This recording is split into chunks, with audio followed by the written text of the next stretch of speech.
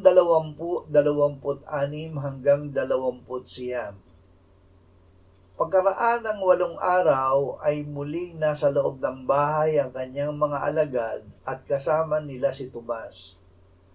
Nakasara ang mga pinto, subalit pumasok si Jesus at tumayo sa gitna at sinabi, "Kapayapaan ang sumainyo." At sinabi niya kay Tomas, "Ilagay mo rito ang iyong daliri at tingnan mo ang aking mga kamay. Ilapit mo rito ang iyong kamay at ilagay mo sa aking tagiliran.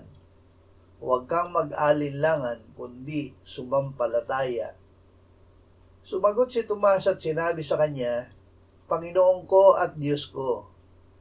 Sinabi sa kanya ni Jesus, "Sapagkat ako'y nakita mo ay sumampalataya ka, mapapalad ang hindi nakakita, gayon may sumasampalataya." Sumasampalataya kahit hindi nakakita. Sinabi ng Panginoong Hesus na mapapalad ang hindi nakakita, gayon may sumasampalataya.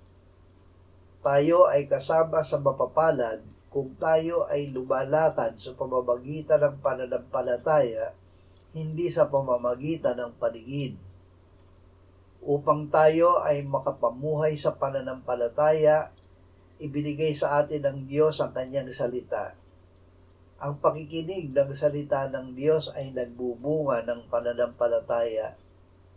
Ang mabuting balita ay isinulat upang tayo'y sumampalataya na si Jesus ang Kristo, ang anak ng Diyos, at sa pagsampalataya ay magkaroon tayo ng buhay sa kanyang pangalan.